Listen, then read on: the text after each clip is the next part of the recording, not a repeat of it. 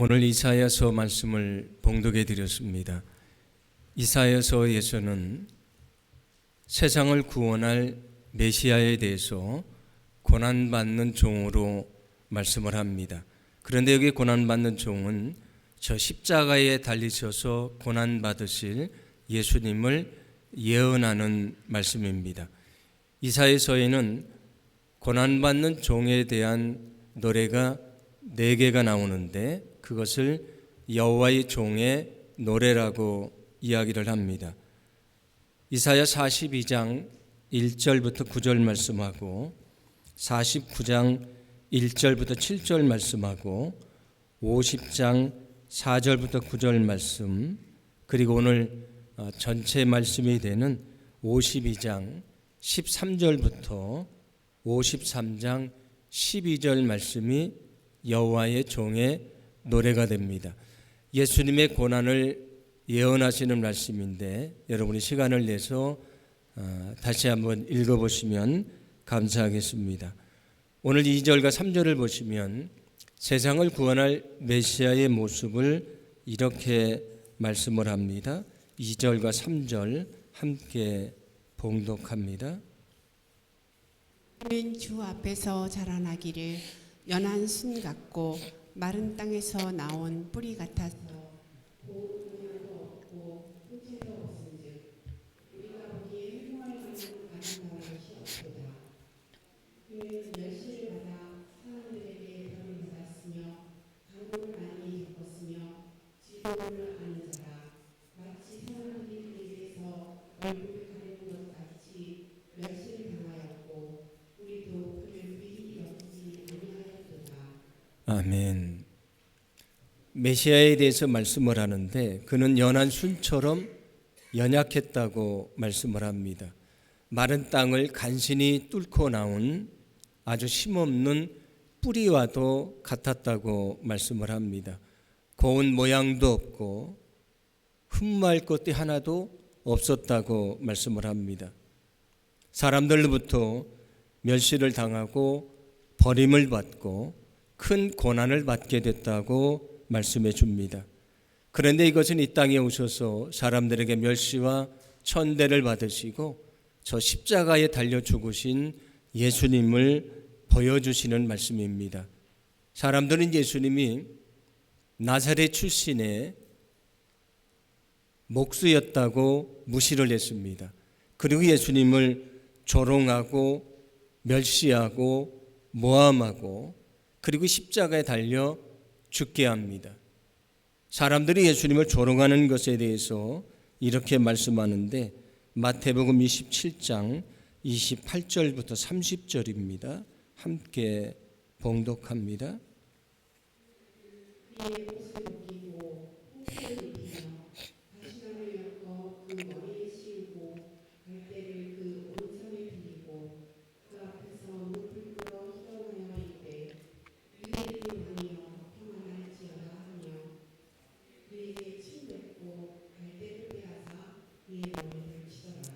아멘. 여기 홍포를 입혔다고 말씀을 하는데 이 붉은 옷은 왕의 권력을 상징하는 것입니다. 그래서 예수님에게 그 붉은 옷을 입힌 다음에 왕은 관을 써야 되지 않습니까? 왕관을 써야 되는데 왕관 대신에 가시관을 예수님에게 씌워놓고 왕 앞에 엎드리는 것처럼 예수님 앞에서 무릎을 꿇고 유대인의 왕이여 라고 말하면서 조롱을 합니다. 예수님에게 침을 뱉고요. 갈대로 예수님의 머리를 칩니다. 다른 말씀을 보면 주먹으로 예수님을 치고 그리고 손바닥으로 예수님을 때렸다. 그렇게 말씀을 합니다. 그리고 예수님을 십자가에 죽도록 내어주게 됩니다.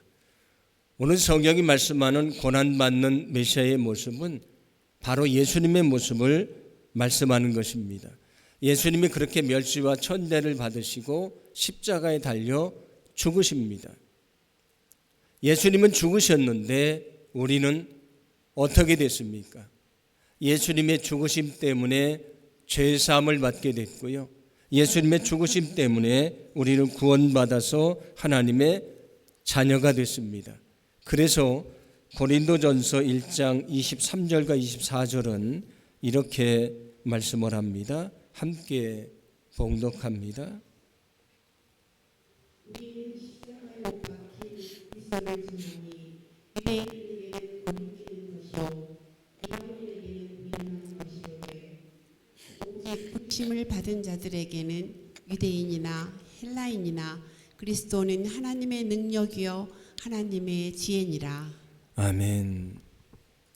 십자가에 달려 돌아가신 예수님을 전합니다. 그런데 그것을 듣고 유대인들은 어리석다고 생각을 합니다. 왜냐하면 구약 성경에도 보면 나무에 달린 자는 저주를 받았다고 얘기를 합니다. 그러니까 십자가에 달리신 예수님을 구원자로 믿는 것은 어리석은 것이라고 생각을 합니다. 이방인들이 생각할 때에 아주 힘없이 십자가에 달려 죽으신 예수님을 세상의 구원자로 믿는다는 것은 미련한 것이라고 생각을 했습니다. 그런데 어떻습니까? 사람들이 어리석다고 말하고 미련하다고 말하는 저 예수님의 십자가에 구원의 능력이 있습니다.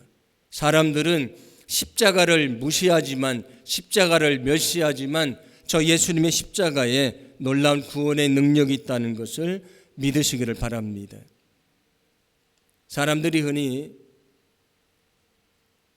모순되는 것 같은데 그 안에 진리가 담겨져 있는 것을 역설이라고 얘기를 합니다.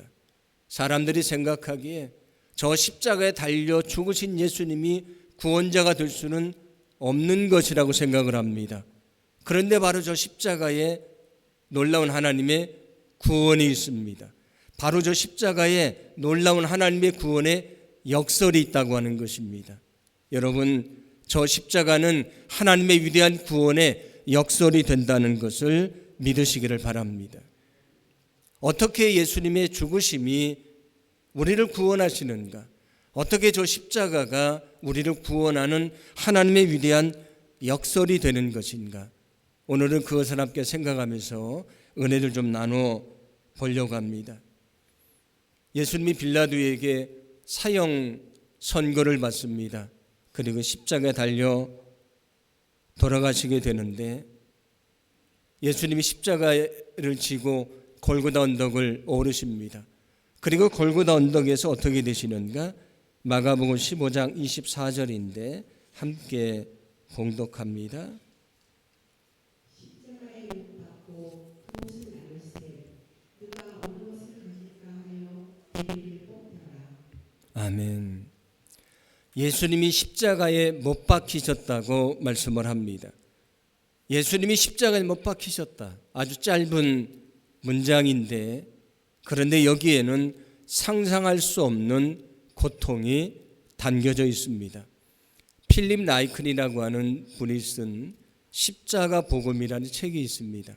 그 책을 보면 트루먼 데이프스 박사의 십자가의 고통에 대한 묘사가 나오는데 제가 소개를 해드립니다. 한번 잘 들어보시기 바랍니다. 땅에 십자가가 놓이고 재빨리 죄수를 십자가 위에 누인다. 로마 병사는 손목을 더듬어 움푹 들어간 곳을 찾는다.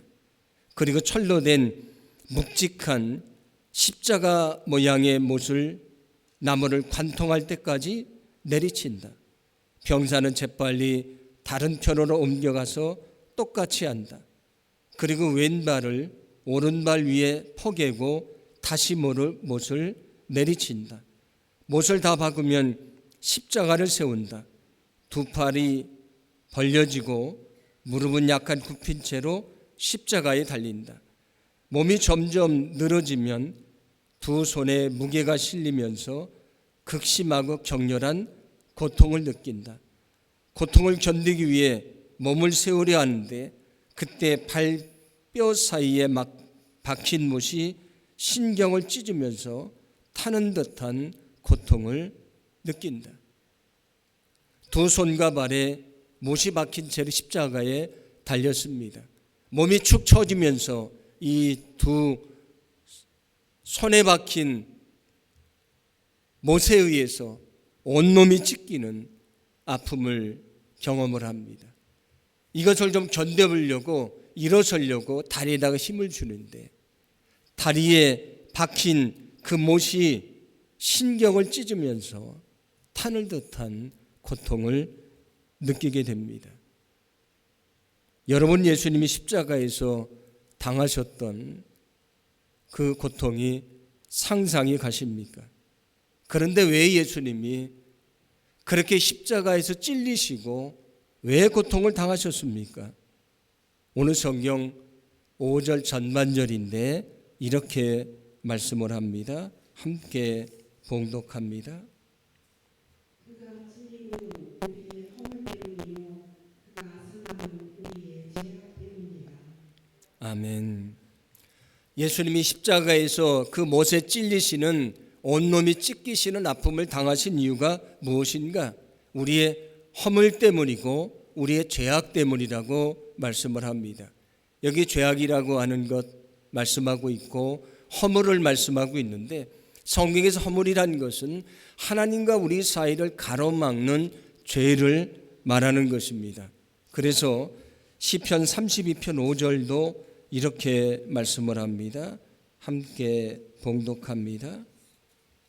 내가 이르기를 내 허물을 여호와께 자복하리라 하고 주께 내 죄를 알고 내 죄악을 숨기지 아니하였더니 곧 주께서 내 죄악을 사하셨나이다. 아멘. 예수님이 십자가에서 찔리시고 온몸이 찢기는 아픔을 당하신 것은 우리의 허물 때문이다. 우리의 죄악 때문이라고 말씀을 합니다. 그런데 여기 위대한 하나님의 역설이 있습니다. 예수님은 못에 찔리셨습니다. 온몸이 찢기셨는데 오히려 우리는 죄악을 벗어버리게 됐습니다. 예수님은 온몸이 찔리시고 찢기셨는데 우리는 죄사함을 받게 됐습니다. 이것이 하나님의 십자가의 위대한 역설인 것을 믿으시기 바랍니다. 예수님의 찔림이 우리에게는 속죄가 되었습니다. 예수님은 찔리셨지만 우리는 속죄함을 얻게 됐다는 것입니다. 그래서 오늘 성경 6절은 이렇게 말씀을 합니다. 함께 봉독합니다.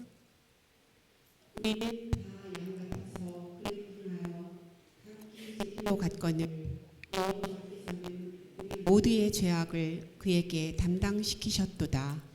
아멘. 우리는 어리석은 양처럼 죄악의 길로 갔지만 하나님은 우리의 모든 죄를 예수님에게 담당시키셨다고 말씀을 합니다. 제가 지난주 말씀드렸던 것처럼 우리는 죄인으로 태어나서 죄인으로 살아갑니다. 그러면 당연히 우리는 그 죄값을 치러야 됩니다. 우리는 당연히 죄값을 치러야 되는데 예수님이 내 죄를 대신해서 십자가에 달려 죽으셨습니다.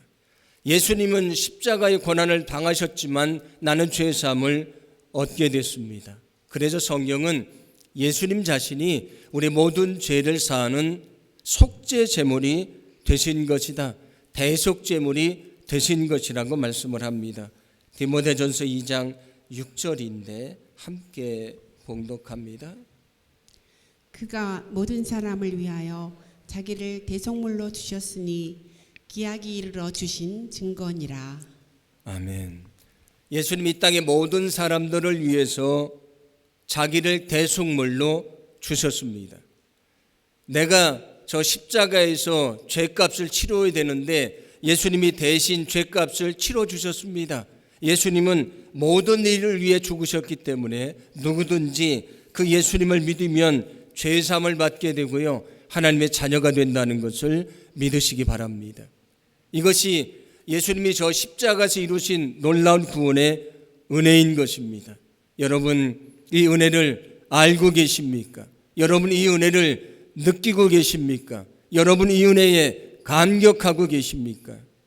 우리가 사순절을 보내고 있습니다. 예수님이 왜 십자가에 달려 죽으셨는가? 저와 여러분의 죄 때문에 십자가에 달려 죽으셨습니다. 예수님은 십자가의 고난을 받으셨지만 우리는 그것 때문에 죄사함을 얻게 됐습니다. 이번 사순절 기간 동안 이 놀라운 주님의 은혜를 기억하기를 간절히 소망합니다. 은혜에 감사하기를 간절히 소망합니다. 늘 은혜를 기억하고 은혜에 감격하는 거룩한 삶이 되기를 간절히 소망합니다. 오늘 5절 중반절은 또 이렇게 말씀을 합니다. 함께 봉독합니다. 그가 징계를 받음으로 우리는 평화를 누리고. 아멘. 예수님은 징계를 받으셨는데 우리는 평화를 누리게 되었다고 말씀을 합니다. 여기 평화라는 것은 하나님과 화해하게 되었다, 하나님과 화평을 누리게 되었다, 그런 말씀이 됩니다. 징계라는 것은 죄에 대한 형벌을 말합니다. 죄에 대해서 벌을 받는 것을 말합니다. 제가 앞에서 말씀드렸던 것처럼 우리는 죄인으로 태어나서 죄인으로 살아갑니다. 그렇다면 당연히 우리가 죄에 대한 징계를 받아야 됩니다. 우리가 죄에 대한 징계를 받아야 되는데 어떻게 됐습니까? 예수님이 나를 대신해서도 십자가에서 죄에 대한 징계를 받으셨습니다. 예수님이 나를 대신해서 징계를 받으심으로 나는 어떻게 됐는가? 하나님과 화평을 이루게 되었다고 말씀을 합니다. 하나님과 우리 사이를 가로막는 것은 죄라는 것입니다. 그래서 아담과 하와도 에덴 동산에서 죄를 지었을 때 제일 먼저 한 것은 하나님을 피해서 숨는 것이었습니다. 하나님과 우리 사이를 가로막는 것은 죄라고 성경은 말씀을 합니다. 그런데 예수님이 십자가에 달려 죽으심으로 죄라고 하는 허물을 무너뜨리셨습니다. 죄라고 하는 장벽을 허무셨습니다. 그래서 하나님과 우리 사이에 장벽이 없어지게 됐고요, 우리는 하나님의 자녀가 될 수 있었습니다. 오늘 성경은 우리가 분명하게 말씀해 줍니다. 예수님은 나를 대신해서 징계를 받으셨습니다. 상상할 수 없는 고난을 받으셨습니다. 예수님은 징계를 받으셨는데 나는 하나님과 화해를 하게 됐습니다. 이것이 저 십자가에서 이루어진 위대한 역설인 것을 여러분 믿으시기를 바랍니다. 여러분, 예수님이 우리를 대신해 징계를 받으심으로 우리는 하나님과 화평을 이루게 되었다는 것을 믿으시기를 바랍니다. 예수님은 징계를 받으셨지만 우리는 하나님과 화평을 이루게 되었습니다. 그래서 성경은 예수님의 십자가에 대해서 이렇게 말씀을 합니다. 요한일서 2장 2절인데 함께 봉독합니다. 그는 우리 죄를 위한 화목 제물이니 우리만 위할 뿐 아니요 온 세상의 죄를 위하심이라. 아멘. 예수님은 우리의 죄를 위한 화목제물이 되셨다고 말씀을 합니다. 구약에서 화목제물이라는 것이 하나님과의 관계를 회복하고 사람들과의 관계를 회복하려고 드리는 제사를 말합니다. 그때 드려지는 제물이 화목제물입니다. 예수님은 나를 대신해서 징계를 받으셨습니다. 그런데 그것 때문에 나는 하나님과 화해를 하게 됐고요, 영원히 멸망받을 내가 하나님의 자녀가 됐습니다. 저 지옥에 떨어져서 영원히 고통받을 내가 천국 백성이 됐다고 하는 것입니다. 이것이 십자가를 통해 이루신 위대한 구원의 역사입니다. 예수님은 징계를 받으셨지만 우리는 하나님과 화해를 하게 됐고요, 우리는 하나님의 자녀가 됐습니다. 여러분, 이 주님의 은혜를 알고 계십니까? 늘 주님의 이 사랑, 이 십자가의 은혜를 마음속에 품고요, 우리 생명이 다하는 그날까지 그 은혜를 기억하며 은혜에 보답하는 거룩한 믿음의 삶을 살아가시기를 간절히 소망합니다. 마가복음 15장 15절을 보시면 이렇게 말씀을 합니다. 함께 봉독합니다. 빌라도가 무리에게 만족을 주고자 하여 바라바는 놓아주고 예수는 채찍질하고 십자가에 못 박히게 넘겨주니라. 아멘. 예수님을 채찍질하고 십자가에 못 박게 내어 주었다고 말씀을 합니다. 여기 예수님이 채찍이 맞으셨다는 짧은 말씀인데 이 말씀 속에도 상상할 수 없는 고통이 담겨져 있습니다. 그 당시 채찍은 39개의 가닥으로 만들어졌습니다. 그리고 그 가죽 채찍의 각 끝에는 쇠구슬이나 뼈 조각이나 유리 조각을 달아놨습니다. 그래서 채찍을 한번 내리치면 채찍에 맞아 아프기만 한 것이 아니고요. 그 채찍을 맞을 때마다 살점이 뜯어져 나가는, 살점이 찢어지는 아픔을 느낍니다. 채찍은 등에서부터 시작을 해서 어깨와 등과 엉덩이와 여기 정강에 이르기까지 온몸을 내리칩니다. 계속되는 채찍은 상상할 수 없는 고통을 느끼게 합니다. 그런데 예수님이 그 채찍에 맞으셨습니다. 예수님은 채찍에 맞았는데 채찍에 맞음으로 그 살이 찢겨져 나가는 상처를 받았는데 우리는 어떻게 됐는가? 오늘 성경 5절 후반절 말씀인데 함께 봉독합니다.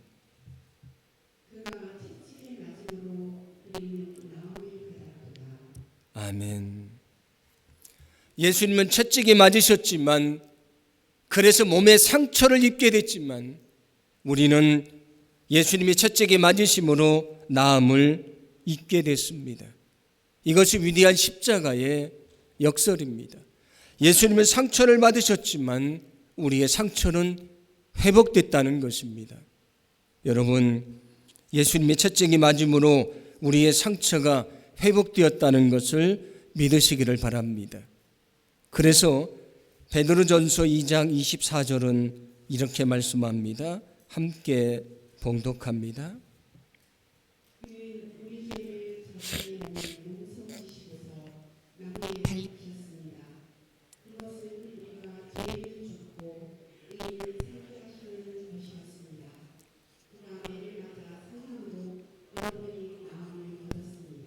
아멘.